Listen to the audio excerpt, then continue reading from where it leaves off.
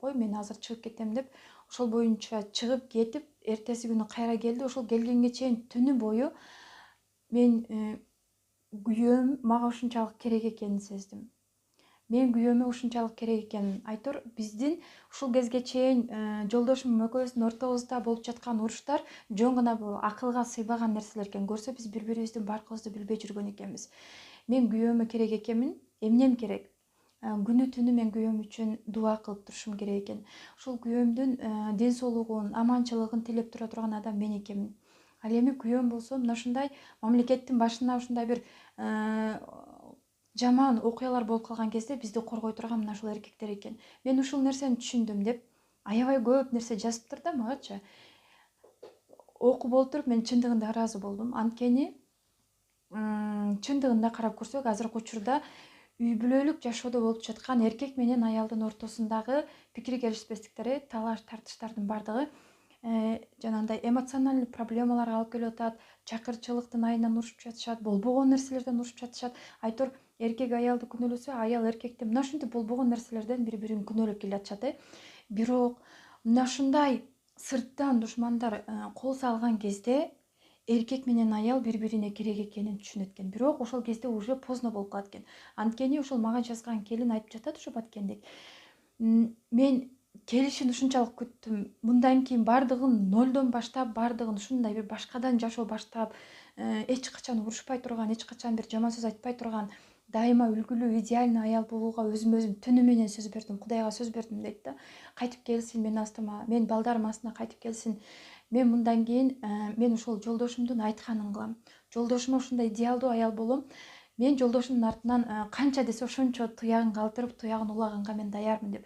Мына ушундай сөздөрдү жазып калтырыптыр да. Демек биз бири бирибиздин баркыбызды, бири бирибиздин кадырыбызды, бири бирибиздин сыйыбызды билиш үчүн мына ушундай жамандыктарга кабылышыбыз керекпи деген ой жаралды да. Демек бул болуп жаткан жаман окуялардын бир чети, конечно, бул жаман нерсе, бирок ошол эле учурда жакшы тарабын да алып көрүшүбүз керек. Ар бир адам. Баары жалпы мен кыргыз элине кайрылгым келбейт. Болгону ар бир аял мына ушул агаңыздар болобу, иниңиздер болобу, жолдошуңуз, балаңыз болобу, эркек аттуу туугандарыңыз, сиздин жашооңуздагы эркек аттуу айланаңызда кошуналарыңыз үчүн дагы сиздин батаңыз, сиздин дуаңыз, алардын амандыгын тилеп Кудайга кайрылып турганыңыз аларга защита болуп берет. Анткени ушул нерсе боюнча мен бир жакшы окуя айтып берейин. Шайтан бир күнү ойлоно отуруп зеригип отурат экен дагы, адамдардын үстүнөн эрмектегенди каалайт экен да. Көпүрөнүн алдына келип отуруп, ушул азыр көпүрөдөн өтүп бараткан ким өтүп баратса дагы мен ошол адамды буттан чалып бир үстүнөн жыргайынчы деп ошентет экен. Анан ошентип күтүп отурса эле үстү башы таптаза бир жапжакшынакай эле кийинген эркек киши келатыптыр. Ошол эркек кишини азыр мен жаныма келгенде бутунан чалам, жыгылгандан кийин аябай үстүнөн күлөм деп ушундай даярданып отуруп жакындаганда, шайтандын жанына жанагы эркек жакындаганда, канча бутунан чалса дагы жанагы эркек жыгылбай эле басып кете берет экен да. Эми адамдардын көзүнө жин шайтандар көрүнбөйт эмеспи? Ошентсе дагы улам буттан чалат экен, бирок баякы киши унчукпастан эле эч нерсе болбогондой басып өтүп кетет экен. Өзү таң калат экен, эмне болду деп. Андан кийинки келген адамды сынап көрөйүн деп ойлойт экен дагы. Андан кийин окуучу бала келаптыр, эркек бала.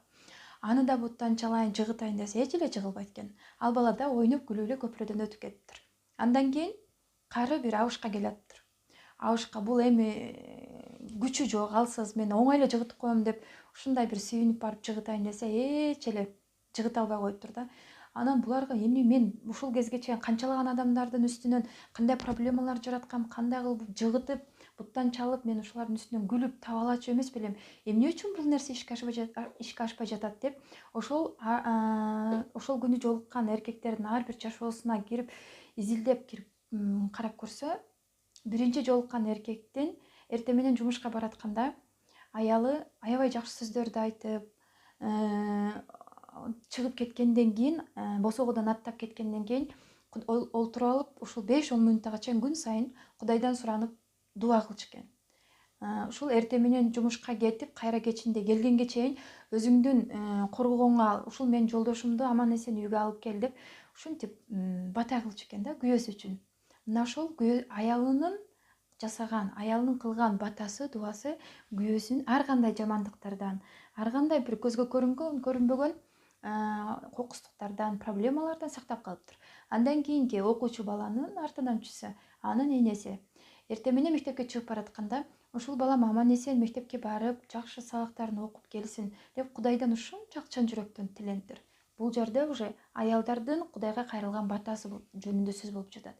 Андан кийин үчүнчү жолуккан абышка анын жашоосуна кирип караса, анын кемпири өтүп кеткен болот, бирок кемпири жок болсо каяктан буга ким дуа кылыш керек эле деп караса, кыздары ошол өзүнүн атасын алыста болсо дагы атасын ойлоп, атам аман эсен болсун, ден соолугу чың болсун, белин бекем бууп ушундай жашоодо биздин бешенебизге, биздин төрүбүздө дайыма аман эсен жүрсүн деп ушундай күнү түнү кыздары бата кылып Кудайдан тиленип турчу экен да. Демек биздин ар бир Кудайга кайрылган батабыз, дубаларыбыз, үйдө отуруп ошол амандыгын, ден соолугун тилеп олтурган ар бир сөздөрүбүз Кудайга түздөн түз жетет экен. Анткени биздин жолдошубуз менен бирге ортобузда энергетический байланыш бар. Бул дегени биз мурда дагы энергия боюнча сөздөрдү өтүп жатпайбызбы, темаларды. Бул дегени аял менен эркектин ортосунда неке бар. Демек, көзгө көрүнбөгөн байланыш. Муну эч ким үзө албайт. Шайтан да үзө албайт, башкасы да үзө албайт, эч ким үзө албайт.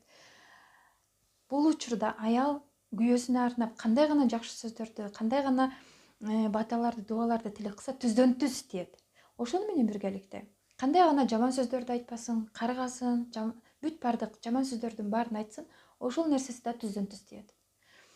Андан кийин биздин эркек балдарыбызга дагы азыркы учурда мына интернетте мугалимдерден токмок чеп, ар кандай видеолор чыгып жатпайбы?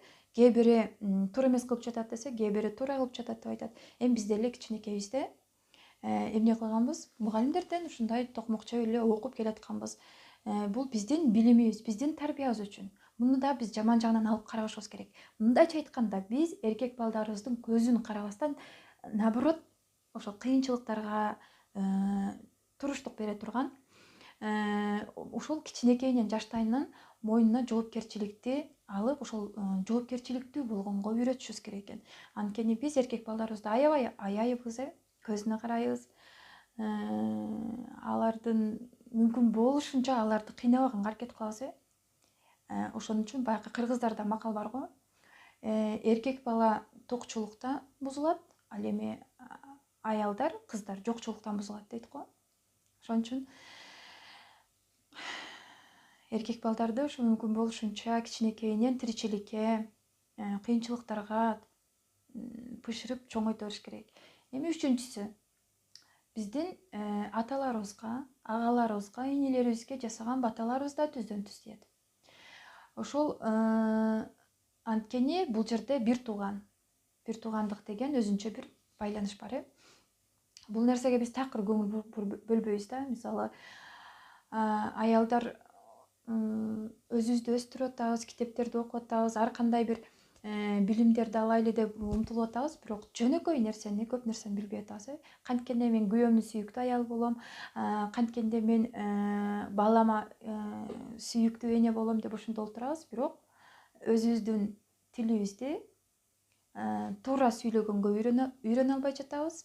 Кулагыбызды дагы туура сөздөрдү түшүнүп укканга колдоно албай жатабыз. Ошол менен биргеликте көздөрүбүздү дагы жакшылыктарды, жакшы нерселерди көргөнгө жумшай албай жатабыз.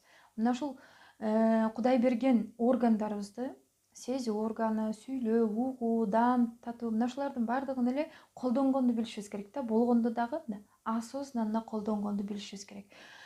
Ошол колдонгонду билгенде сүйлөгөн сөздөрүбүз дагы бүт баары өзгөрөт. Күн сайын биздин айланабызда жакшы сөз болуп жатабы, жаман сөз болуп жатабы, мына ошолорду дагы өзүбүз фильтрлеп, сортировка кылып, өзүбүзгө керектүү маалыматтарды алганга үйрөнүп баштайбыз. Ошол менен биргеликте көздөрүбүздү дагы бир жаман окуялардын дагы жок дегенде жакшы тарабын, негатив окуялардын позитив тарабын көргөнгө аракет кылып баштайбыз. Ошон үчүн уже 2-3 күндөн бери интернетке киргенге дагы убакыт жок болуп, жанагы WhatsApp группада да көптөгөн айымдар менен сүйлөшкөнгө убакыт жок. Эртең мененки 6:30 боло турган түз эфирге дагы киргенге убакыт жок болуп, мына ушул болуп жаткан окуяларга баарыбыз эле интернеттен жөн гана алыстан гана ошондой оюбуз жетет, сөзүбүз гана жетет, бирок колубуз жетпей айла жоктон олтурабызбы. Жөн гана олтурбастан ушул жок дегенде эртең менен уйкудан ойгонгондо 2 минута 3 минута убактыбызды арнап ошол Кудайга кайрыла беришибиз керек да. Эмнени кандай болсо дагы ошол биз аманчылыкта бололу. Ушул Баткен элиндеги кыз, аялдарды, кичинекей балдарды, деги эле бүт бардык эркектерди, эр азаматтардын бардыгын Кудайым өзүң сактай көр деп жок дегенде ошо бир ооз сөз менен да болсо дагы сурай беришибиз керек экен. Ушул сураган нерселерибиздин бардыгы бизге көзүбүзгө көрүнүп аткарылбаса дагы кандайдыр бир бөлүгү ошол кимдир бирөөгө болсо дагы барып ошол жашоосун кичинекей бир өзгөрүү менен болсо дагы жардам берет сөзсүз түрдө. Анткени Кудайым эч качан биздин кайрылган кайрылуубузду эч качан кайтарбайт. Эми азыркы учурда баягы ойлордун күчү менен эмнелерди тартып алса болот, биз ойлорубуздун күчү менен каалаган нерсебизге жетебиз деп айтып атпайбызбы? Ошол сүйлөгөн сөздөрүбүз менен деле жетсек болот. Сүйлөгөн сөздөрүбүз биринчи эмнени ойлосок, ошол нерсе биздин тилибизге чыгат. Мисалы үчүн жаман нерселерди кечке чейин ойлой берсеңиз, бир күнү отуруп алып, эртеси күнү оозуңуздан бир жаман сөздөр чыгып, ошол жаныңыздагы адамдар менен урушуп кетесиз. Ошон үчүн акыркы чыгарган постто жазгандай эле, жардам бергенге дараметиң жете турган болсо жардам бер. Эгерде жардам берген колуңдан келбесе, жок дегенде бата кылып Кудайдан кайрылышыбыз керек. Эгер бата кылганды да билбеген болсок, жөн гана ойлорубузду тазартышыбыз керек. Баары жакшы болот, баары жакшы болот. Баары аманчылыкта, баары Кудайдын колунда деп жок дегенде ошол ойлорубузду, ушул Баткендин гүлдөп, өнүгүп, ушундай элдери тынччылыкта, аманчылыкта жашап жатканын элестетип, аз гана болсо да бизден эч кандай нерсе кетпейт. Биздин убактыбыз ошол биз Баткен элине, ошол жердеги жердештерибизге жакшылык тарабынан гана жардам бербесек, андан башка биздин башка нерсе колубуздан келбейт.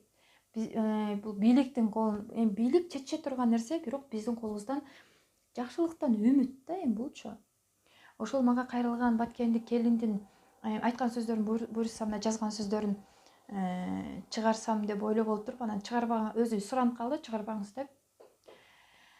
Ошентсе дагы бул аябай чоң сабак болду деп ойлойм да, аябай көптөгөн айымдарга, билгендерге. Ал эми билбегендер болсо, дагы да болсо мен өзгөрүшүм керек, же болбосо мен бир нерсени максат коюп туруп ошого жетип, ошо башка нерселер менен алаксып жүрө беребиз, бирок элементарный жөнөкөй нерселерди көзүбүз көрбөй өтүп кете беребиз да. Мындайча айтканда, кээ бирки баласы жоктор балага зар, баланын артынан ошол балалуу болсом деп максат кылып жүрсө, ал эми жанында күйөөсү бар туруп, ошол күйөөсүнүн баркын билбегендер, башка жерде күйөөсү жок, жесир калгандар, же болбосо ажырашып кеткендер, ошол айтор мына ушундай карама каршы, бул жашоо ушундай экен да, бири бирине карама каршы. Сиздин каалап жүргөн же болбосо сиздин тоготпой, колуңузда бар нерсе барктабай жүргөн нерсеңиз кимдир бирөөлөр үчүн кол жетпеген чоң бир, өмүрүндө жетемби жетпеймби деген ушундай бир кыялы, чоң бир максаты болуп саналышы мүмкүн. Ал эми сиз ушул жете албай жүргөн нерселериңиз болсо, кимдир бирөөлөр үчүн жөн гана бир колунда бар, алардын да ушундай баркталбай жүргөн нерсеси. Айтор мына ушундай кимде бар нерсе болсо, башка бирөөдө жок. Сизде бар нерсе башка бирөөдө жок, ал эми сизде жок нерсе башка бирөөлөрдө бар. Ошон үчүн эң биринчи кезекте жаныбыз аман болгон болсо, жаныбызда жакындарыбыз аман болгон болсо, калган баардык нерсе боло берет экен. Балаңыз ооруп жатса эле сизди жакшы ойлор эч качан аралабайт, жаман ойлор боло берет, ар кандай нерселерди ойлой бересиз. Бир дагы жакшы нерселерди ойлой албай каласыз. Даже намаз окуп жатсаңыз дагы ойлоруңуз бурулуп, өзүңүздү жоголтуп саласыз. Ошондой эле жаман окуялар болуп турса, жолдошуңуз бир башка жакта кызмат өтөп, ушундай бир келеби келбейби деген согуш таласында жүргөн болсо, Кудай сактасын, мындан Кудайым өзү сактасын. Ошондой болуп турган болсо, анда уже мындан выход жок, айла жок. Биз ошол нерсени көргөнгө да мажбур болуп калабыз. Ошон үчүн азыркы учурда сиздин жашооңуз кандай? Квартирада жашап жатасызбы? Айлыгыңыз азбы? Кандайдыр бир жетишпеген жашоодо кредитиңиз бар? Булардын бардыгы биз үчүн мындай чечими бар нерсе да, бул болбогон проблема. Жашоодо ушундай бир чечими жок. Айласыздан адам ушундай бир эч ким ойлобогон жаман иштерге барууга мажбур болуп калат. Бул учурда ушул сиздин карыздарыңыз, квартирада жашаган, үйгө жетпей жүргөн, машинага жетпей жүргөн мына ушундай максаттарыңыздын баардыгы бир мындай ерунда эле болуп калат. Ошон үчүн биз ошол жок дегенде бир сындырым нан жеп жатасызбы, ошол үчүн дагы ыраазычылык айтканды биз үйрөнүшүбүз керек. Азыр мына доор алмашып жатат деп айтып жатабыз. Кечеги акыркы эфирде дагы айттым. Доор алмашып жатат. Жаңы заман келип жатат. Ошол жаңы заман келип жатканда эмне? Көптөгөн психологдор, эзотериктер ар түрдүү мына илимдерди изчет эткен научный эмелер, илимпоздордун баардыгы доор алмашып жатканын какой-то бир частын гана айтпаса, алардын баардыгы билип турат, бирок айтпайт да көпчүлүк адамдарга. Ошонун кичинекей бир жерин эле маалымат катары чыгарып коет, бирок ошол нерсени биз өзүбүз соображать этип түшүнүп алышыбыз керек. Анткени азыр доор алмашып жатат. Биринчи причинасы бул вирус чыгып жатат. Информационный вирус. Интернетке кирсеңиз ар түрдүү маалыматтар, ошол маалыматтар адамдарды кадимкидей энергиясын тартып алып, адамды алсыратып, эртеңки күндөн үмүтүн өчүрүп салып атат. Ошону менен биргеликте мына жер жүзү тазаланып жатат. Анткени жаңы доордо жаңы адамдар, жаңы түшүнүгү жеткен, эч кандай бир жаман ойлорду ойлобогон, эч кандай адамдарга жамандык кылайын дебеген, мына ушундай бир Кудайдын эң жакшы көргөн ушундай бир адамдары ошол жаңы доорго өтөт деп айтып жатышат да. Бул доордо уже божественный уровень деп ушундай бир мүнөздөмө берип жатышат. Эми бул нерсени бизде азыр мисалы көп нерсени айтайын десең бизде түшүнбөшү мүмкүн. Ар кандай мисалы жаман сөздөрдү айтып коюшу мүмкүн. Ошон үчүн ар бир адам убагы келгенде ошону акырынан түшүнүп жетсин деп мен көп нерсени айткандан тартынам. Биринчиден, экинчиден корком. Анткени кимдир бирөө мага жаман сөз сүйлөгөн болсо, мен өзүмдү кадимкидей жоготуп салам. Анткени мен билбейм, ушундай жаман нерсеге мен даяр эмесминби же ушундай жамандыктарды каалабаймбы. Ошон үчүн көп нерседен өзүмдү тыйып кармап отурам да. Ошон үчүн кечеги 2 күндөн бери дагы интернетке кирбегенге аракет кылып, мына ушундай жаман маалыматтарды окуп калып кыйналып калбайын деп, ошон үчүн көп нерседен мынтип жөн гана Кудайдан суранып гана отурам. Байкап көрсөңүздөр, намаз окуп жатканда дагы оюңарды тазалагыла, оюңарды бир гана Кудайга койгула, Аллахты гана эстегиле, башка нерселерди ойлобогула, кыжаалат болбогула. Намаз окуп жатканда бир гана мени эстегиле деп ошол Кудайым өзү, Аллахым бизге ушундай буйрук кылган. Ошону менен биргеликте медитация жасап жатканда дагы медитациянын максаты биздин ойлорубуздун баардыгын бир жерге чогултуп, анан ошол жаман ойлорду сыртка алып чыгып, жакшы ойлорду алып калуу да. Медитация бул ойлорду тазартуу. Медитацияда мисалы үчүн биз бир гана эмне менен медитация, эмне максатта кылабыз? Бир гана машина алыш үчүн, үй алыш үчүн, же болбосо өзүбүздүн максаттарыбызга жетиш үчүн. Ошол нерселерге жетүүнүн эң биринчи жолу, эң биринчи кезекте медитацияны туура аткаруу. Эмне үчүн намаз окуй беребиз, көпчүлүк максаттарыбыз аткарылбайт. Сен намаз окусаң эле максатыңа жетесиң деп мисалы үчүн көпчүлүк айтышат, бирок еще хуже болуп кеткен учурлар болот. Эмне үчүн? Анткени биздин ойлорубуз намазда эмес, биздин ойлорубуз дуада эмес, биздин ойлорубуз ошол Кудайда эмес. Биздин ойлорубуз тиричиликте. Эртең эмне болуп кетет? Кредитим кантип төлөйм?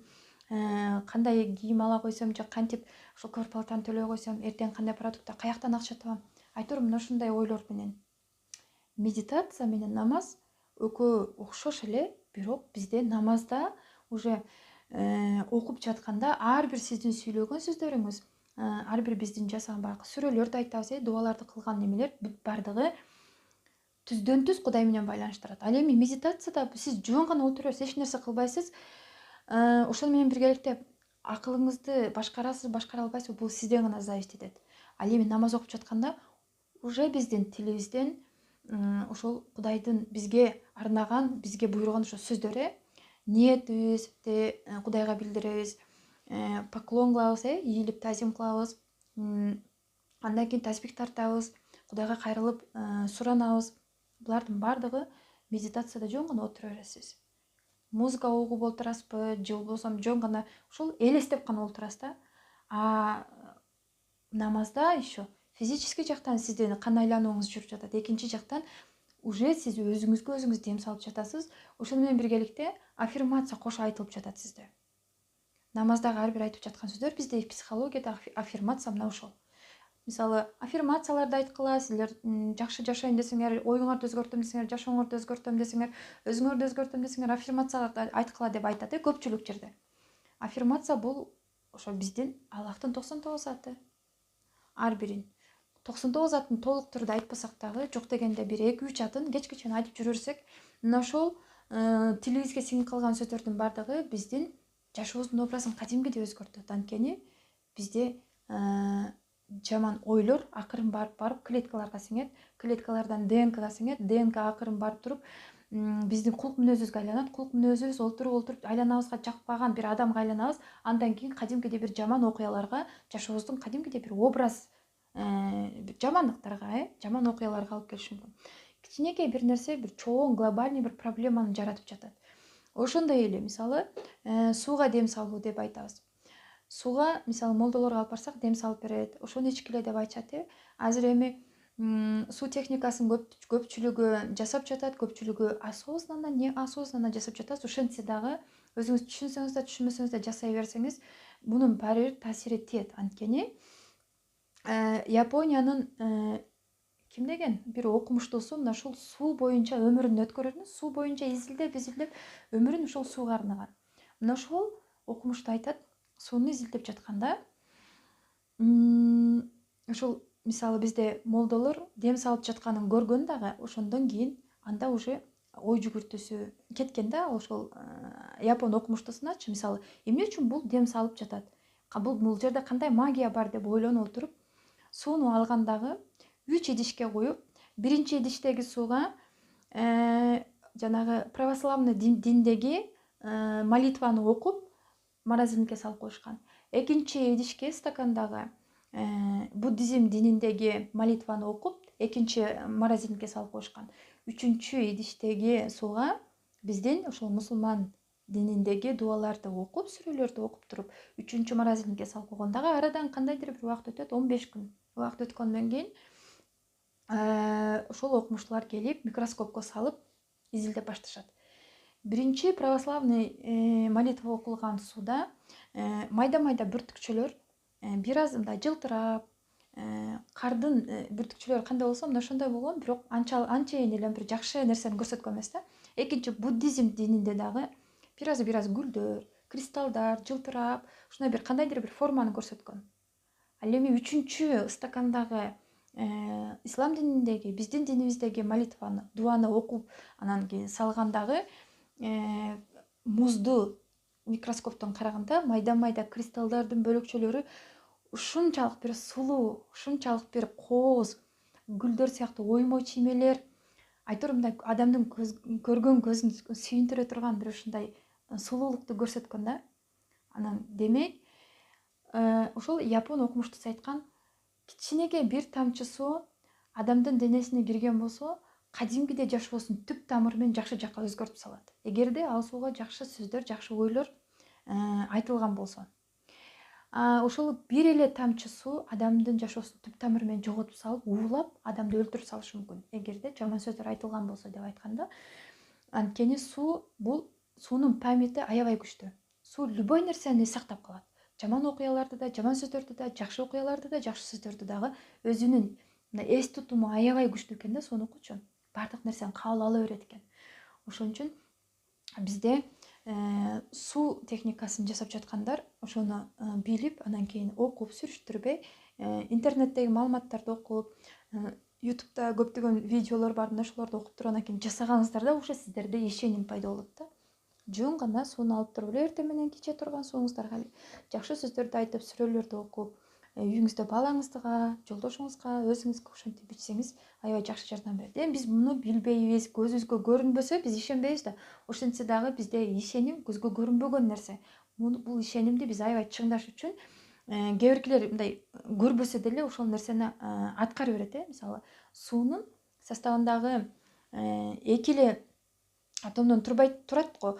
Ошол нерселерди изчет этип, научный жагын, башка жактарын бүт баарын изилдеп көргөндөн кийин анан кийин ишеним пайда болсо, кээ биркилер мен ишенем, бул суу техникасын жасап жатканда менде ушундай өзгөрүүлөр болот деп ушинтип жасашат да. Канткен күндө дагы Кудайым айткан, силердин ар бир суранганыңарды мен силердин ишенимиңерге жараша берем дейт да. Ошон үчүн бизде психологияда мисалы максаттарыңыз эмне үчүн орундалбай жатат, максаттарды жазабыз эмне үчүн орундалбайт дегенде, анткени бизде биринчиден ишеним жок, экинчиден бизде блоктор, установкалар бар. Мына ушул блок установкалар биздин бала чагыбыздан бери келе жатканы, мына ушулар биздин динибизге да аябай чоң таасирин тийгизет да. Мисалы үчүн сиз намаз окуп жатасыз, бирок сизде ишеним жок да. Мен ишенем, мен Аллахка ишенем, динге ишенем, мен намаз окуганда баардык ушул ишеним менен окуйм деген менен өзүңүз нары жакта ошол нерсени түшүнгүңүз келбей атат. Анткени сизде ишеним жок. Анткени сиз кандайдыр бир деңгээлде ошол сиздин кичинекей кезиңизде кимдир бирөө айткан, сенин колуңан эч нерсе келбейт, сен ким элең, сен бул жашоодо эчтекеге жетпей өтүп кетесиң деген сөздөрдү айтышы мүмкүн. Же кимдир бир жаман окуялар болуп ошо сизде блок болуп тосулуп калгандыр, же балким бизнес жасап туруп аябай чоң банкрот болуп, ошол сизде как страх катары сиздин жашоо немеңизде калып кеткен. Мына ошолордун баардыгы установкалар, блоктор. Бул блоктордон арылганыңыздан кийин гана сизде ишеним пайда болот. Ошо ишеним пайда болгондо гана калган бүт баардык максаттар орундалат экен.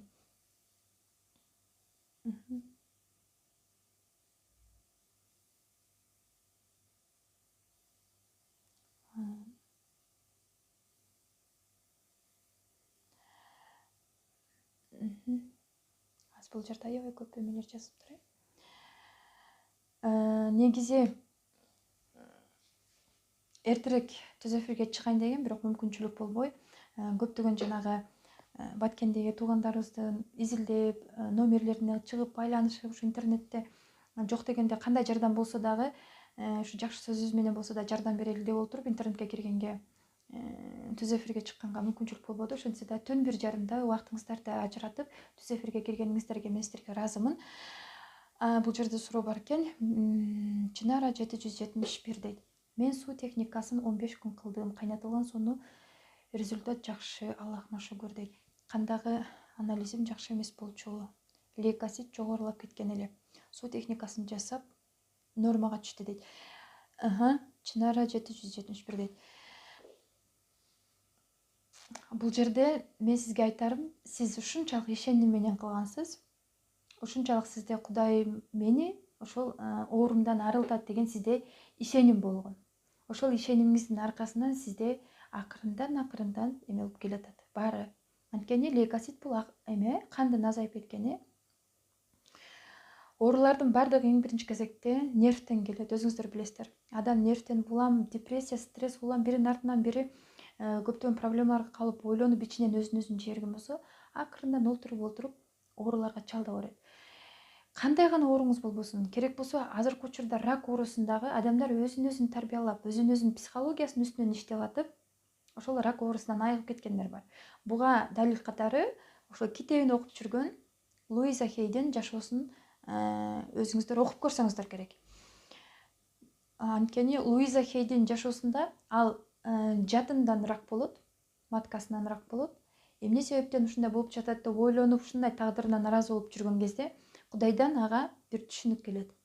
Кудай айтат, ошол бир жерде бир жазууну көрүп калабы, окуп калабы, айтор ушундай бир түшүнүк келет дагы, ошондо күнөөнү баары өзүндө экенин сезет да. Анткени айтат, эгерде менин ичим таза болгондо, сыртым дагы таза болмок. Менин ички ойлорум таза, дайыма жакшы ойлорду ойлоп жүргөмдө, демек сыртым дагы жаман окуялар дагы, жаман проблемалар да болмок эмес. Демек күнөөнүн баардыгы менде деп бүт баардык жоопкерчиликти өзүнүн мойнуна алат дагы ошол күндөн баштап эң биринчи өзүнүн үстүнөн ошол оорусунан арылуу үчүн биринчи кадамды сүрөт тартуу менен баштаган. Өзүнүн тааныштарын, бүт аялдарды чакырып келип, дубалга чоң бир кагазды илип алып туруп, мен силерге азыр сүрөт тартып берем. Бүт баардык эме оюна келген сүрөттөрдү тарткан да. Мисалы, эмнеден баштаган? Сизде мисалы сиздин жүрөгүңүз ооруйт эле, же болбосо кандайдыр бир органыңыз ооруп жатат. Эгерде ошол нерседен айыккыңыз келсе, бул нерсени мен өзүм жакында чыга турган ошо китебиме дагы как эме катары, көнүгүү катары жазып калтырганмын, ден соолук боюнча. Ошол нерсени аткарсаңыз болот. Мисалы, сиз кайсы бир органыңыз, кайсы бир жериңиз ооруп жаткан болсо, ак лист алыңыздагы колуңузга түрдүү карандаштарды, фломастерлерди, краскаларды даярдап алып туруп, ошол орууңузду сиз кандай элестетип жатасыз? Элестетип оюңузга келген эмне элестерди элестеп жатсаңыз ошонун баарын тартасыз. Биринчи листке. Же болбосо листтин экиге бөлүп аласыз дагы, бир жагына ошол орууңузду кандай элестетесиз, кантип элестетесиз, кандай түстө, кандай формада, эмнеге окшош, мына ошолордун баарын элестетип олтуруп, ошо орууңузга оюңузду, вниманияңызды буруп олтуруп сүрөтүн тартасыз. Андан кийин ошол орууңуз кеткенден кийин сиз өзүңүздү кантип элестетесиз? Орууңуз кеткенден кийин ошол органыңыз кандай абалга келип калды? Ошол сүрөтүн тартасыз. Ошол биринчи, экинчи шагты Луиза Хей улам тартып олтуруп, өзүнүн үстүнөн иштеп, аффирмацияларды айтып олтуруп, мына ушул жатын оорусунан, мындайча айтканда, эң страшный рак оорусунан айыккан. Анткени аялдардагы жанындагы адамдарга, тең туштарына, туугандарына, күйөөсүнө, бүт баардык адамдарга болгон обидасы аялдардыкы биринчи болуп жатынга барып сакталат. Муну биз билебиз. Муну биз сабактардан да окуп атабыз. Кичинекейинен баштап ушу 3 жаштан кийин уже аял кыз менен бала уже мен кызмын, мен баламын деп бири-биринин жынысын ажыратып баштаган кезден баштап ошол кезде капалантып, урушуп же кандайдыр бир жаман сөздөрдү айтабызбы, жакшы сөздөрдү айтабызбы? Мына ошол кыздардын чоңоюп бир 60-тан ашканга чейинки абалга чейин, ушу жашка чейин бүт баардык таарынычтары ошол жатынына барып чогула берет. Бул жерде уже энергетический сгусток болуп калып кетет дагы.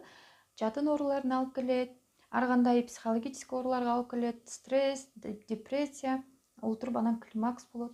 Мына ушинтип биринин артынан бири уланып кете берет. Ошон үчүн окуй бериңиздер. Китептерди, кандай китеп кызыктуу болуп атат, алып окуңуздар. Кандай китеп сизге керек болуп атат, кайсыл китепти алып окуңуз келип атат, эмне жөнүндө экенин билгиңиз келип атат. Азыр интернетте бүт баардык шарттар бар. Биз аялдар, кыздар көбүнчөсү канчалык китептерди окуп, канчалык сиз үстүңүздөн иштеп, психологияңызды ошончолук бирдей алып кетип, өзүңүздү башкара ала турган, өзүңүздүн жашооңузга жооп бере ала турганга чейин жеткенге чейин сиз ошол билимдерди алып, балдарыңызга дагы үйрөтүп, ошол менен биргеликте жолдошуңузду алып кетсеңиз, уже сизде күчтүү, үй бүлөңүз да күчтүү болот. Анан ошо үй бүлө күчтүү болсо, мамлекет да күчтүү болот, билесиздер.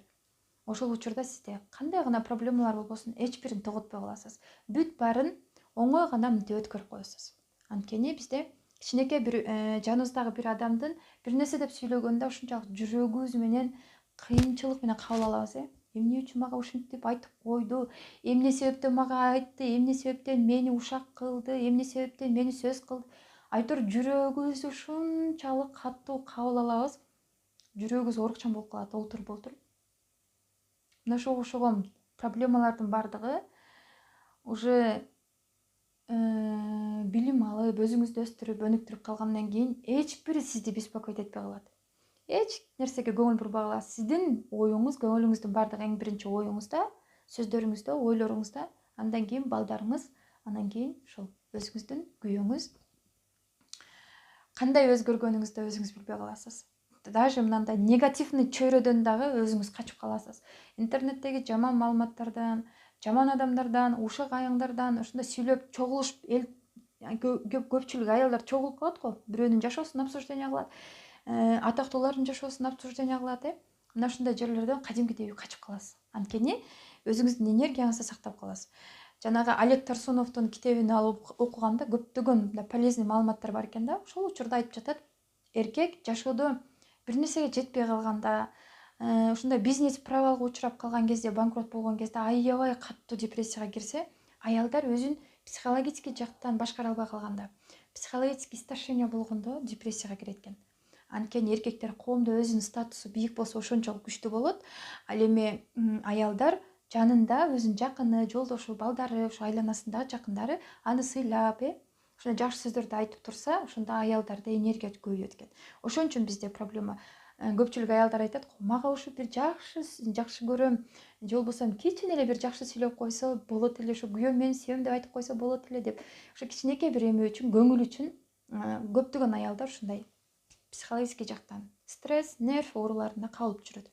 Ошол Олег Тарсуновдун жазган китебинде айтып жатат, эркектердин проблемасы ошол бизнесте, кандайдыр бир өзүн бир нерседен реализовать эте албай калганда ошондо кыйынчылыкка учурайт. Ал эми аялдар болсо психологический жактан басынып калганда, жакшы сөз укпай калганда, анан өзүн самооценкасы түшүп кеткенде, ошо үйдө аял катары сыйланбай, бааланбай калганда, мен өзүн жалгыз сезип баштаганда аялдар мына ошондо кыйналып баштайт экен. Баламдын сахар диабет, кандай нерселерди кылам дейт. Тери оору, псориазга эмне кылса болот? Мырзалар, көп убакыттан бери күрөшүп келе жатабыз дейт. Жанагы интернеттен издеп көрсөңүздөр, өзүңүздөрдө аябай кене маалыматтар бар. Эме деген китеп мисалы. Оорулардын психосоматикасы. Ар бир оорулардын өзүнүн психологический себептери бар да. Психо деген мүнөз, адамдардын мүнөзү болсо, соматика бул дене. Ошол адамдын өзүнүн кандайдыр бир мүнөзүнүн аркасынан өзүнүн кандайдыр бир айланасындагы бир нерсени кабыл албайбы, же кимдир бирөөлөрдү жек көрүп калабы, кимдир бирөөлөргө мамилеси начарбы, айтор мына ошонун артынан ошол оорулар чыгат экен да. Мисалы, аллергия оорусун алайлы. Аллергия оорусу мисалы, мен ушул адамды көргөндө аллергиям чыга берет, козгой берет деп улам айтып берет го, ал адамдын аллергиясы жок болсо деле. Ошол нерсе барып боло туруп хронический аллергияга алып келет. Бул нерсени мисалы жазда аллергия болом дейт, чөпкө аллергия болом дейт, күзүндө, кышындасы аллергия. Айтор бир нерселер дышылдоо боло берет, ал нерсе эч кандай аллергия бербейт. Адам өзүнө өзү ошол ооруну ачырып алган. Мисалы, жактырбаган адамдар менен канчалык көп сүйлөшсөк, жактырбаган проблемаларды көбүрөөк ойлосок, ошол өзүбүзгө жакпаган нерселерди көбүрөөк сөз кыла берсек, ошолор бизге ооруга алып келет. Ошондой эле мына тери оорулары дагы. Терилер бул клеткалардан турат. Клеткалардын ар бири, мисалы, бир эле клетка уже өлүмгө учураган болсо, бири-биринен ушинтип жайылып кете берет дагы, адамдын эмнеси кадимкидей бир ооруларга алып келет да. Ошонун сыңарында эле сизде, мисалы, сизде мына псориаз, тери оорулары деп жатабы, ошол именно кайсыл оорулар экенин муну эми медицинский жактан диагноз коюп, карап дарылашат. Ал эми психологияда муну акырындан олтуруп, ошол ооруга жараша мындай аффирмацияларды айттырып, ошондой жакшы сөздөрдү айттырып, ошол жактырбаган адамдардан наоборот ыраазычылык билдирип, ошол оорусуна ыраазычылык билдиртип отуруп, оорусунан арылтат. Анткени азыркы мына алмашып жаткан жаңы доордо бир гана ыраазычы болгондор, шүгүрчүлүктү көп кылган адамдар гана өтөт экен жаңы доорго. Анткени азыркы учурда эч ким мындай ыраазы эмес экен да Кудайгачы. Эгерде Кудайым ошол адамдын бир тилегин орундаттыбы, берген болсо, ага ыраазымын, шүгүр деп туруп Кудайга ыраазычылык билдирбейт экен да, кайра экинчи максатын айтып, ага жеткенге аракет кылат экен. Улам жете берет да, бирок Кудайга ыраазычылык айтпайт, Кудай аткарат. Как будто биз Кудай сөзсүз түрдө менин максаттарымды аткарууга милдеттүү дегендей түшүнүктө калыптанып калыппыз да бизчи. Ошон үчүн биздин жашообуздагы ооруларга дагы, биздин жашообуздагы проблемаларга дагы, ошол жашообузда болуп жаткан ар түрдүү жаман окуяларды дагы жүрөгүңүз каалабай атса дагы, эмне үчүн мен ыраазычылык билдиришим керек, эмне үчүн мен ушинтип кыйналып атсам мен шүгүр кылышым керек деп көпчүлүгү моюн бербейт да. Ошол өзүңүздү мажбур кылам. Рахмат, эгерде үйүңүз жокпу, рахмат сага, мына ушул үйдө жашап жатканыңа да рахмат деп, ар бир жаман окуялардын жакшы жагын алып көрө беришиңиз керек.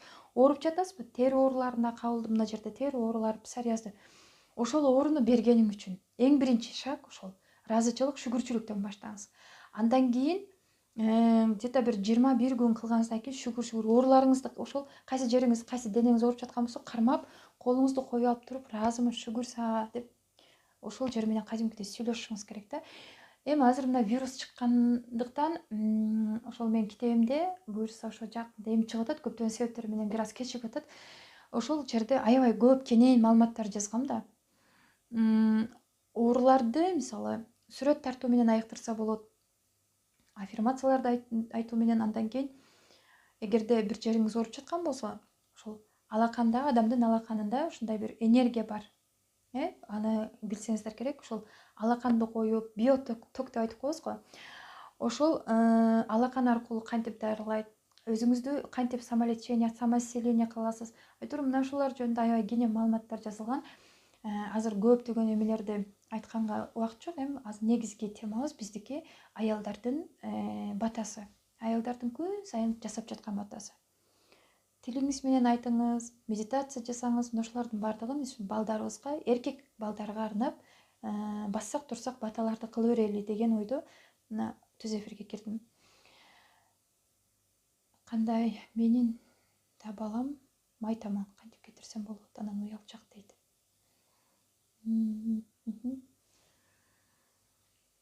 Бул жерде дагы псориаз куртпу дейт.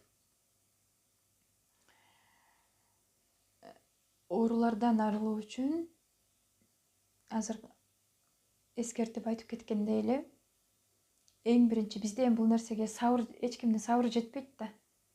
Тоготпойбуз биз, каяктагы болбогон нерселерде эч кимибиз маани бербейбиз.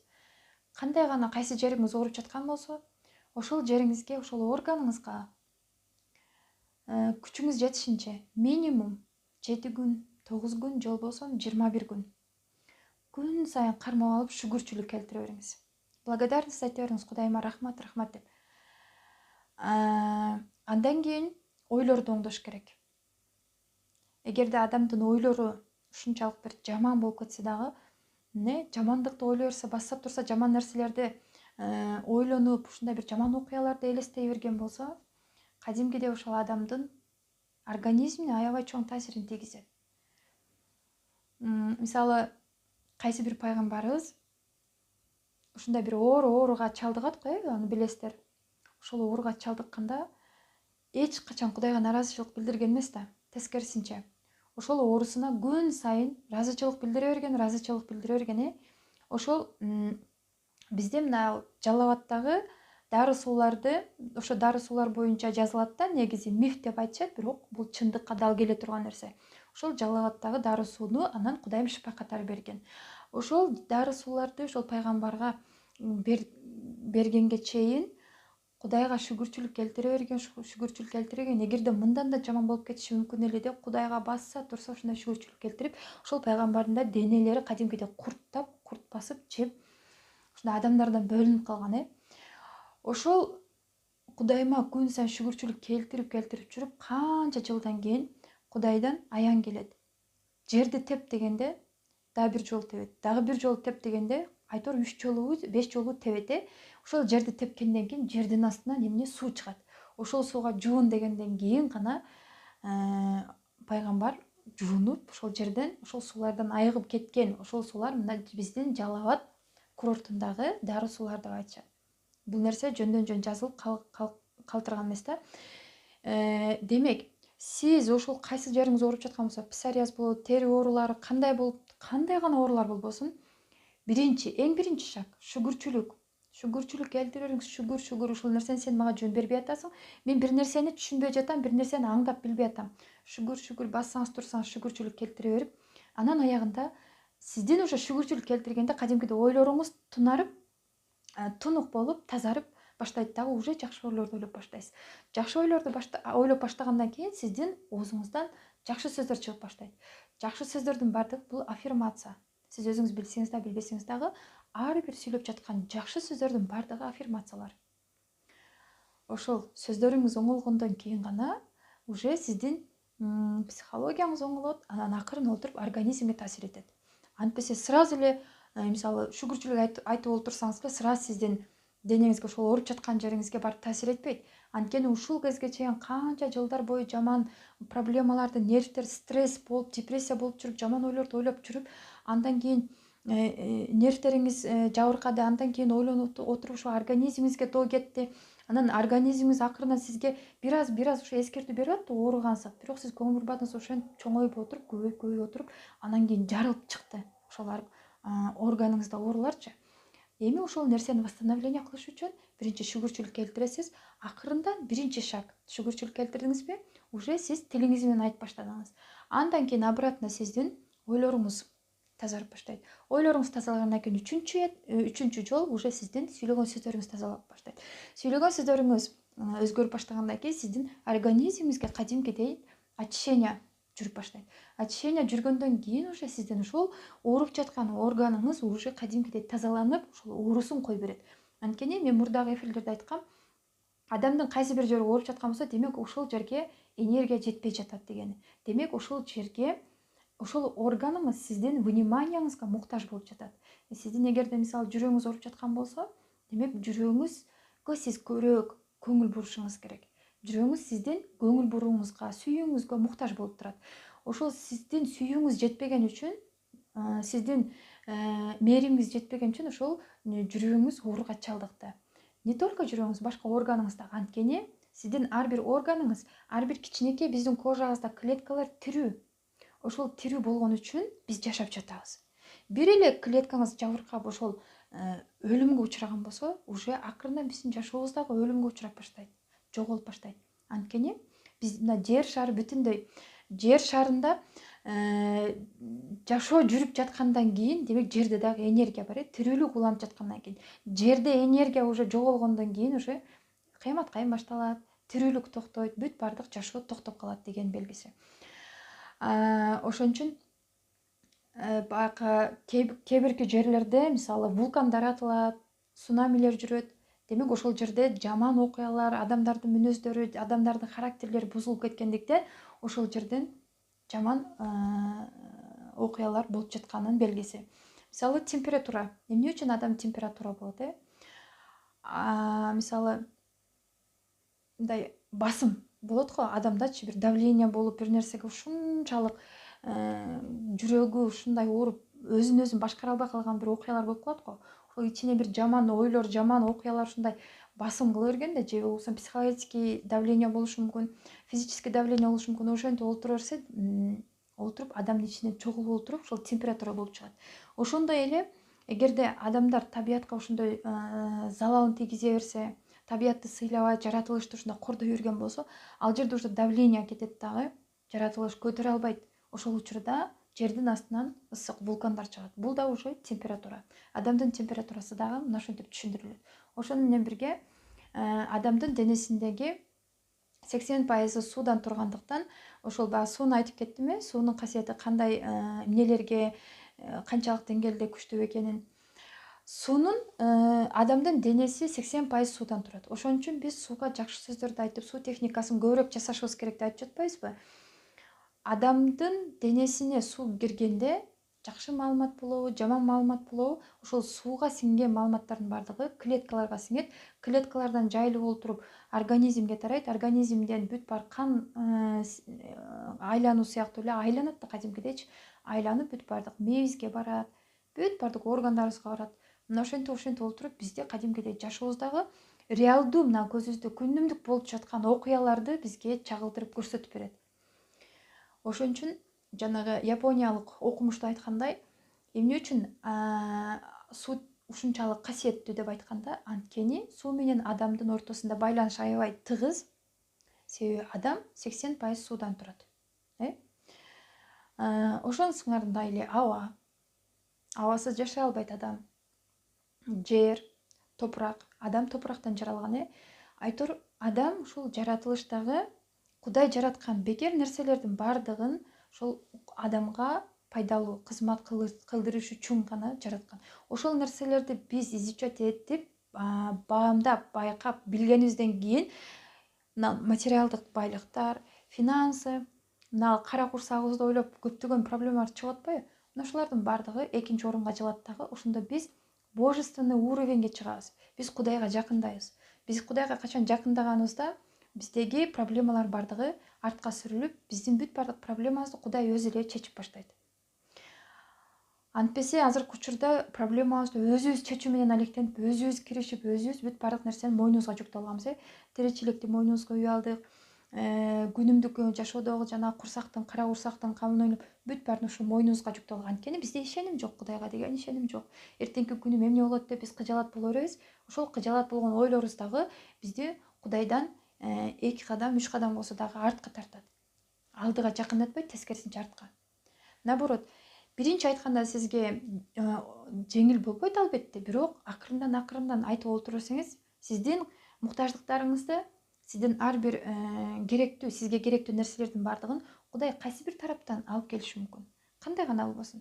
Эми ушул кантип алып келет? Мисалы мен ушул кезге чейин айткам да, мен ушундай визуализация жасап, аффирмацияларды айтып, медитацияларды жасап отуруп ушунча акча иштегем деп мурда эми эфирлерде айткам. Мисалы мен азыр мактанбай эле жоон гана айтып коеюн. Мисалы мен мындан 7 ай мурда, ушул сабактарды баштаардан мурда жаңы гана төрөп келип, ушул үйдө аялдарды билесиздер, послеродовая депрессияга кабылып калат. Ошол учурда мен өзүмдү алаксыз үчүн ушундай китептерди окуп, өзүм мурдагы үйрөнгөн нерселердин баардыгын колдоно отуруп, бирок эми ошол нерсени жашоомдо практически көрүшүм керек деп ойлоно отурдум дагы. Күн сайын аффирмацияларды айта бердим. Эртеңки күнүм ушундай болот, анан кийин мен мындай айтор аффирмацияларды жазып, кичинекей листокторго жазып илип коем. Бассам турсам көзүмө көрүнгөн сөздөрдү айтып баштадым. Кызым уктаган кезде визуализация жасап, медитациялар жасап, ошол менен бирге кызымды көтөрүп алып студияга барып медитацияларды жаздырып, кимдир бирөөлөргө керек болуп калар деп, же болбосо өзүм үчүн деп ушундай бир айтор бош убакытты мен мындай пайдалуу нерсеге жумшаганга аракет кылып, өзүмдүн жашоомдо биринчиден практика жүзүндө көрөйүн дедим. Экинчи себеби ошол нерсени далилдегим келди. Эгерде өзүңүздө бир нерсени далилдеп, ошол эксперимент катарында жүргүзсөңүз, башка бирөөлөргө айтканга, башка бирөөлөргө сиз көрсөткөнгө оңоюраак болот да. Эгерде сиз өзүңүздө ошол нерсе болбогон болсо, анда башка бирөөлөрдү ишендире албайсыз. Ошондо мен ушундай бир ойлорду ойлодум дагы. Башында глобальный чоң нерселерди максат кылып ойлоп, бирок менде ишеним жок болгон. Мен кантип ал нерсеге жетмек элем деген нерсе. Бир ай өзүм менен өзүм талашып жүрө бердим. Мен жетпейм бул нерсеге баары бир депчи. Мисалы, чоң максаттар болот го. Өзүм неосознанно түшүнбөй эле ошол максаттарды жазып алам, кайрадан жыртам, кайрадан жазам, кайрадан жок кылам. Ошентип кыйналып жүрдүм. Анан көрсө, ошол ойлордун күчүнө ишенүү үчүн, визуализациянын күчүнө ишенүү үчүн, медитациянын күчүнө ишенүү үчүн эң биринчи кадамды кичинекей максаттарды коюу менен башташ керек экен. Мисалы мен эң биринчи ошол үйдө олтурганда, кечке бала карап отура бергенде, мисалы аялдар кээде аябай бир эметип кетет го, депрессия болуп кетет. Ошол учурда мен өзүмө ушундай бир кичинекей максат койдум. Бирок ал нерсени мен аткара алам, колуман келет. Бирок ошол нерсени кандайдыр бир себептер менен аткарылышын кааладым дагы, ошол нерсеге күбө болоюн деп. Өзүмө ишеним артыш үчүн, мисалы, бир кафеге барып, эмеде өзүмө кофе ичип эс алып, 3 саат эс алуу келгим келди. Ошол нерсени максат катарында жаздым. Андан кийин визуализация кылып баштадым. Эртең менен, анан кечинде бир күндө 2 маал кафеге ушул даярданып, кийинип баштаганымы, жасанып, андан кийин ушу кафеге кирип, ушундай верандада олтурган, рахаттанып, кофе ичип олтурганымы элестетип, ушундай шаарды тамаша кылып олтурганымы, айтор ошол нерселерди элестетип, бир күндө 2 маал эме кылып жүрдүм. Бир жума кылдым бул нерсени. Кээде эсимен чыгып калат, арасында ошентсе дагы заматта келип отуруп, элестетип, медитация жасап отуруп, аффирмацияларды айтып отуруп ушинтип калдым. Анан бир жумадан кийин бул нерсени эми өзүм барып жасасам да болот, бирок кандайдыр бир себептер аркылуу ишке ашабы деген ойдо, ушинтип өзүмө да кызык болуп атты да. Ошол учурда бизден ошол менин төрөгөнүмдү ушундай куттуктап, биздин жолдошумдун достору, ушундай бир тааныштары келип чакырып калды дагы. Ал жерге барып отурдук. Андан кийин алар кетти. Ошондо шашылыш жоон гана жолугуп коелу деп эле кеттик деп ошентти. Кызымды алып кетти. Мен ошол жерде олтурдум 1 саат өзүм жалгыз. Мен бирок максатым аткарылды, кантип аткарылат ал жөнүндө ойлогон жокмун. Ошол жерде терезени карап отуруп, ошондо анан оюма келди да.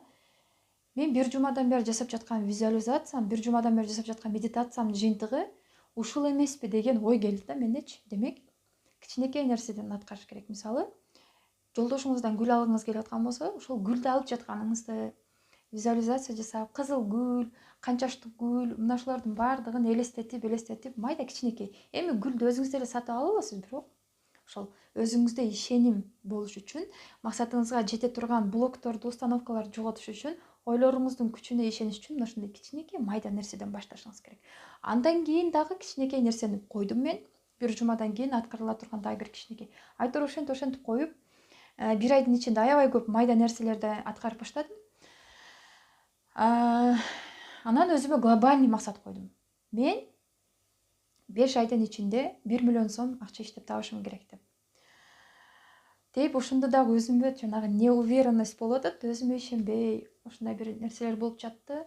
Кыжалатчылык, ойлор, жоопкерчилик да болот экен, бирок каяктан табам? Эгерде мен мүмкүнчүлүктү кармай албай калган болсом, мен өзүмдү жаман көрүп калбаймынбы, жек көрүп калбаймынбы, самооценкам түшүп кетпейби деген ушундай ойлор боло берет. Бул нормалдуу эле көрүнүш. Анткени уже сизде процесс жүрүп атат. Ошол максатыңызга жете турган сиз жөнөттүңүз ошол нерселердин баардыгын. Уже сизде процесс жүрүп атат. Ошол учурда сиз мүмкүн болушунча сосредоточиться этип, бүт баардык вниманияңызды кантип ошол 1 миллион сомду, мисалы, сиз дагы ошо 1 миллион сом алгыңыз келген болсо, кантип алып жатасыз? Сизде эмоциялар, сизде кандай сезимдер болуп жатат? Ошол нерсени эмнеге жумшап жатасыз? Ошолордун баардыгын кадимкидей элестете беришиңиз керек. Элестетип отуруп, мына ошондо кандайдыр бир мүмкүнчүлүктөр келет да. Мүмкүнчүлүк. Кандай десем, мисалы, бир проект жазып калышыңыз мүмкүн, же болбосо сизде идея жаралып, ошол идеяңызды кимдир бирөөгө сатып калышыңыз мүмкүн. Же болбосо колуңузда вообще акча жок, бирок бизнес планыңыз бар сизде. Анан кимдир бирөөдө ошо акча бар, ошол акчасыны сизге берейин деп, ошо инвестор табылып калышы мүмкүн. Айтор Кудайым ар тараптан ошо мүмкүнчүлүктөрдү жаратып коет экен. Ошентип отуруп менде мүмкүнчүлүктөр жаралды. 5 айдын ичинде эмес, 6 айдын ичинде толук 1 миллион сом эмес, ошол нерсе толук түрдө колума тийбесе дагы, бирок ошол 6 айдын ичинде ар жактан келип майдаланып 100 000, 200 000, дагы 300 000 болуп, дагы 50 000 болуп, ушинтип майдаланып чогулуп отуруп, ошолордун баарын эсептегенде 6 айдан кийин бүт баардык келген акчалардын баарын эсептеп көрсө, ошо 1 миллиондон ашып кетиптир. Анан биз элестетебиз, 1 миллион сом дедикпи, значит, оптум ошол нерсе келет деп үмүт кылып отурабыз дагы, ошол учурда биз көптөгөн мүмкүнчүлүктөрдү колдон чыгарып салабыз. Ошо сизге келип жаткан майда 1000 сом келеби, 5000 сом келеби, же болбосо кандайдыр бир соодаңыз аркылуу келеби, же бир товар сатып келеби, айтор кандай болсо дагы да, мына ошолордун баардыгы чогулуп отуруп эсептесеңиз, ошо 1 миллион сом болот экен. Просто биз ал нерсени көрбөй калат экенбиз, байкабай калат экенбиз, анан бизде үмүт өчүп берет дагы, анан бүт баардык нерседен кол жууй берет экенбиз. Ошон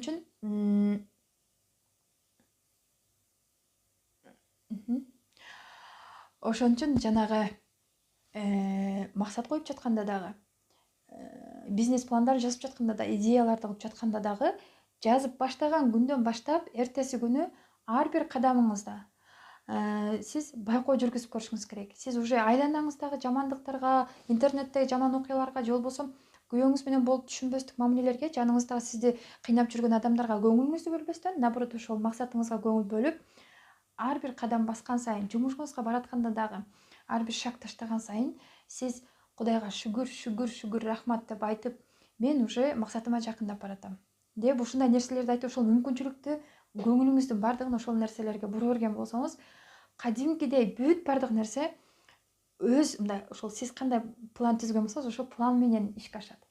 Бул нерсени аңдап сезген, аң сезимдүү, анан ошол акыл эси ушул нерсеге, мисалы, ой жүгүртүүсү жеткен адам гана байкай алат. Башкалар, мисалы, сизди жиндиге чыгарышы мүмкүн, кыялкеч, же болбосо бир акылынан айнып калган, айтор ушундай бир адамга жаман көрүнүштөрдү сизге таңуулашы мүмкүн.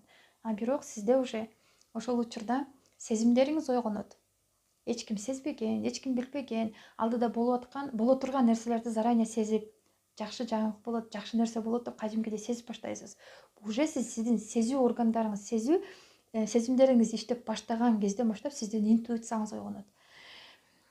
Андан кийин сиздин ар бир баскан кадамыңыз кандайдыр бир сыйкырдуу, кереметтүү, бир жакшы окуялардын болушуна ишеним пайда болот. Үчүнчү, сиз Кудайга жакындап баштайсыз. Адамдардан үмүт кылбай, наоборот, Кудайдан үмүт кылып баштайсыз. Андан кийин сизди кадимкидей чөйрөңүз өзгөрүп баштайт. Чөйрөңүз кантип өзгөрөт? Мисалы үчүн, ушул кезге чейин сизди баткакка батырып, жаман сөздөр менен, жаман ушактардан сизди ушундай кармалып турган чөйрөдө жүргөн болсоңуз, өзүңүз билбеген абалда, мисалы, максатыңызда сиз бизнес кылып, ушундай бизнесмен айымдары менен бирге жүрүш, өзүн өстүргөн өнүктүргөн билимдүү айымдар менен бирге жүрүү болгон болсо, акырынан олтуруп ошондой айымга случайно тааныштырып коет, случайно сүйлөштүрүп коет, же болбосо ошентип олтуруп кандайдыр бир группа түзүлөт. Сиздин керегиңиз кимдир бирөөгө керек, аябай бир муктаж болуп калышы мүмкүн сиздин эмең жардамыңызга. Мына ошентип олтуруп Кудайым бизди бири бирибиз менен ушинтип эле байланыштырып коет. Ошон үчүн низковибрационный адамдардан мүмкүн болушунча алыстаңыздар. Анткени адам ошол нерсени көбүнчөсү негативди тез кабыл алат да, жакшылыкты көп көрө бербейт адамчы. Ошон үчүн максаттарга жете турган жолдо эң биринчи кезекте ошол жеткенге чейинки процессте, ошол процесс жүрүп атат, уже сиздин максатыңыз ишке ашып атат. Ал жакта Кудайым сиздин максатыңызды алып, керектүүсүн алып, ошону сартчурукка кылып, мунун жашоосун ушундай кылып жибериш керек деп сизди сабак ала тургандай кылып, ошол нерсеге сизди тарбиялап, ар түрдүү окуяларга жолуктуруп, ошол сиздин максатыңызга даярдап жатат да. Ошол процесс жүрүп жаткандан баштап сиз өзүңүздү бактылуу, бир мындай спокойный, эркин кармаганды үйрөнүшүңүз керек. Сиз ошол бай адамдын психологиясына көнүшүңүз керек да.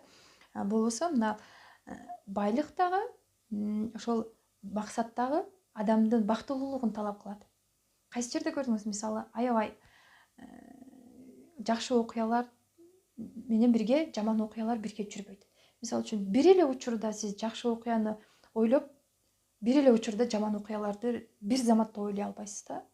Ошол жакшы окуялардын болушу дагы, максаттарыңыздын орундалышы дагы, кыялдарыңыздын баары ошо сизден бир гана талап кылган нерсе өзүңүздү дайыма бирдей бийик толкундарда, вибрацияңызды бийиктетип, бактылуу, спокойный, эч нерсеге мындай жамандыктарга көңүл бурбаган, дайыма психологически жактан өскөн айым катары ошол максаттарыңыз сизден ошол эле талап кылат. Мындайча айтканда, айымдар көбүнчө рахаттанып, ошентип жашаш керек да, ошо максатына жетиш үчүн. Эркектер наоборот физический жактан кыйналып иштеш керек. Физический жактан алар деген күрөшүш керек. Ал эми аялдарга андай нерсе берилген эмес, наоборот, колунда эч нерсе жок болсо дагы. Колунда бир мисалы өзү каалаган, мисалы үчүн шопинг кыла албашы мүмкүн. Эми аялдардын проблемасы да салонго барганга мүмкүнчүлүгү жок болушу мүмкүн. Акчасы жок, өзү каалаган косметикаларды, эми ушуларды ала албаса дагы, каалаган жерге барып эс ала турган мүмкүнчүлүгү жок болсо дагы, ушул үйдө олтуруп деле элестетип, ушундай ар бир минутадан кайф ала бериш керек да. Мындай рахаттана бериш керек. Ошол аялдардын эң керектүү, аялдардан требовать этиле турган нерсе ошол. Бул жерде суроолор бар экен,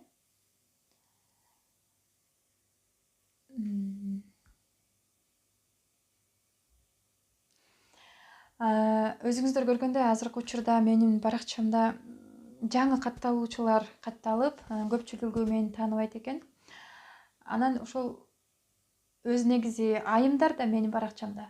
Анан эркектер кантип жазылып калган, бул мага да түшүнүксүз болуп турат. Ошол акыркы 2-3 жолу эфирге чыккандан бери мына ушундай эркектерден жаман сөздөр келип жатат. Эми көңүл буруштун кереги жок. Аларды да туура түшүнүш керек, туура түшүнгөнгө аракет кылалы. Алар өздөрүнүн ойлорун туура кылып атат, биз болсо өзүбүздүн окуган, билген нерселерибизди туура көрүп атабыз да. Ошон үчүн азыр бизде карама каршы ойлор, карама каршы сөздөрдүн баардыгын мындай күрөшүп жатат да. Мындайча айтканда, мына азыркы дүйнөдө, мына азыркы болуп жаткан заманда добро менен зло кадимкидей тирешип жатат. Же добро жеңиш керек, же болбосо зло жеңиш керек болуп. Но азыр бирок адамдар акырындан өзгөрөт. Адамдардын ой жүгүртүүсү өзгөрөт, мамилеси өзгөрөт. Бири-бирине ушунчалык бир жакшы мамиле кылып, бири-бирине ушундай бир жакшылыктарды каалаган, эч бир өзүнө кандай жамандык каалабаса, башка бирөөлөргө да ушундай жамандык каалагысы келбеген, Кудайга жакын адамдардын уже ошондой доорго өтөбүз. Муну биз 5 измерение деп айтабыз да. Интернеттен издеп көрсөңүздөр, как перейти на 5 измерение деп, мисалы, ушул кезге чейин бизде адамдар 1-чи измеренияда, 2-чи, 3-чү измеренияда, анан 4-чү измеренияда болушкан да. Ушул 4 измеренияда Адамдар ушул кезге чейин кара курсактарын ойлоп келишкен. Ошо кара курсактарын тойгозуу үчүн физический жактан аябай кара күчтөрдүн мынтип соккулап иштеп келишкен. Андан кийин коркунуч, кулчулукта болуп келишкен да, мисалы үчүн байлардын, элиталардын кулдары болуп. Азыр 5-измеренияга да чыгыш үчүн адамдар кулчулук мүнөздөн арылат. Бир гана Кудайга гана кулдук урат, бирок мына элиталарга, байларга, ошолорго кулдук урбайт.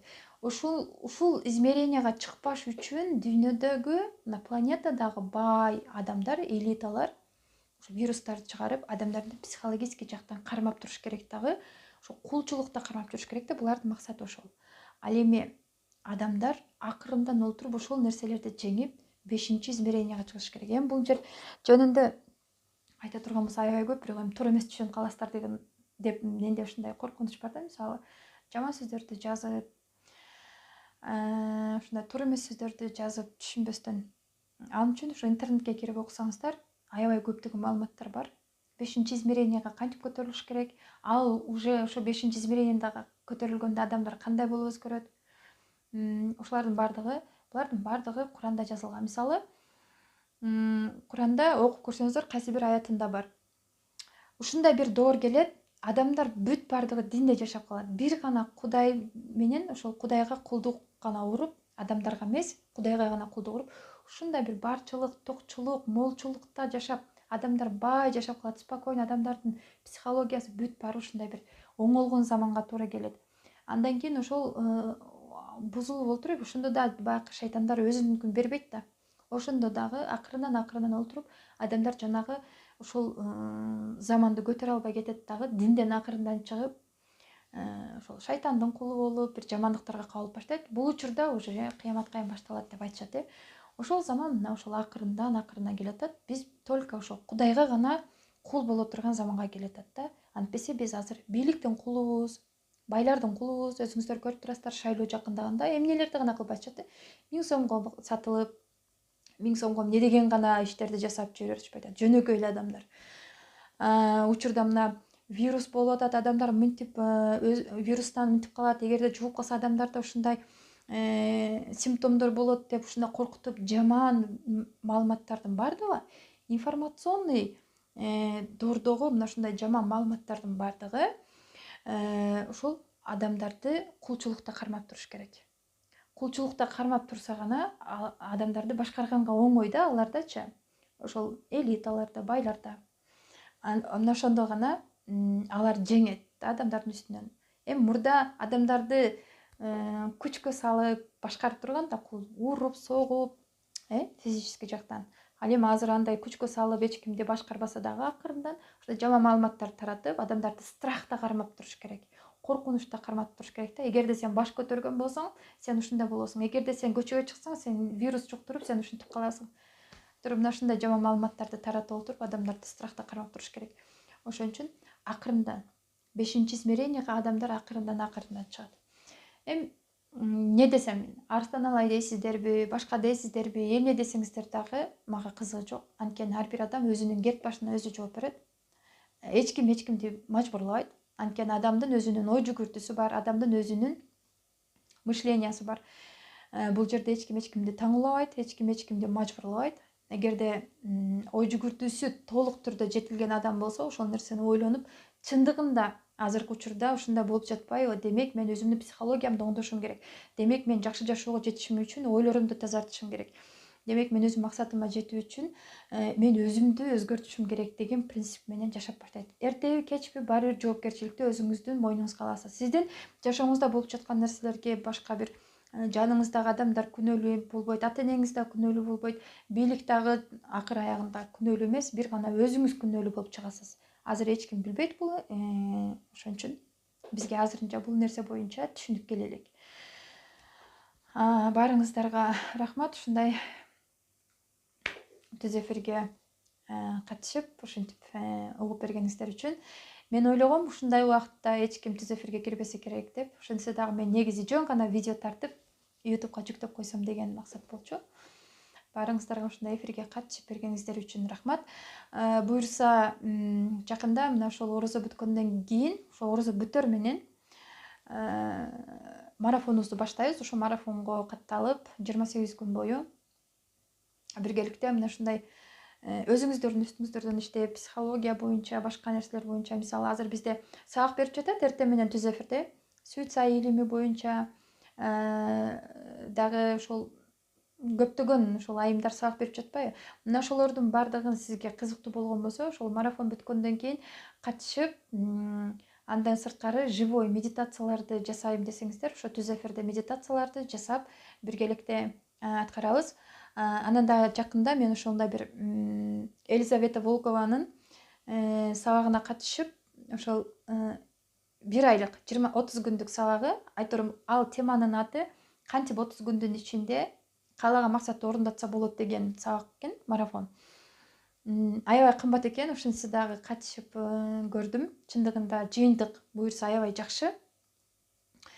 Мисалы ал сабактын баасы скидка менен уже мурда канча экен, бирок азыр скидка менен 67 000 рубль экен. Мага ушунчалык кызык болуп катышып көрдүм, бирок аябай жакшы да жыйынтыктарычы. Ошол сабакка катышкандан кийин уже мындай резко повороттор болуп жатат да менин жашоомдо.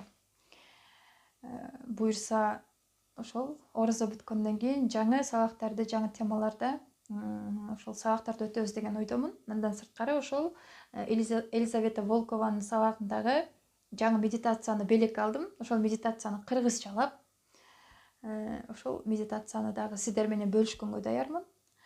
Андай болсо, ошол марафондо жазылуучулар азыртан ошол WhatsApp номерге же болбосо ошол дайректке кайрылсаңыздар, группа ачып жазып кошуп кое беребиз.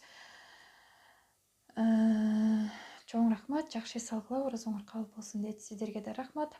Азыр ооз жаба турган убакыт болуп калды баарыңыздарга. Рахмат сиздерге дагы. Эгерде эфир сакталабы дейт. Ооба, эфирди мен YouTube каналга сактап коем, ошол жерден көрүп алсаңыздар болот. Андан кийин дагы бир жакшы нерсе. Ошол марафонго катышкандан кийин, эгерде марафонго катталуучуларга ар бир катталуучуга бирөөсү да калбайт. Сиз может башка өлкөдө жашап жатасызбы, Россиядабы же башка жерде, кайсыл жерде болгондугуңузга карабастан, ошол марафонго катталган ар бир катталуучуга менин ошол китебим белекке берилет.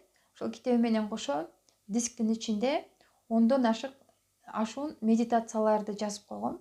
Ошол медитацияларды дагы кошо китеп менен кошо белекке берем. Азырынча эми жөн гана бул реклама каттары кете берсин. Калганын уже китеп чыккандан кийин, медитациялар баардыгы даяр. Ошо китебим чыккандан кийин сиздерге көрсөтүп, мына ушундай китеп чыкты деп сиздерге айтып, анан кийин реклама кылайын. Ага чейин жөн гана эскертүү. Мына марафонго катышуучулар болсо, жазылып азыртан кошула берсеңиздер болот.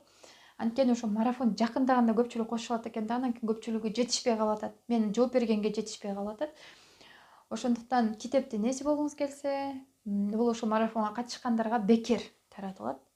Анан медитациялар, диск дагы бекер таратылат.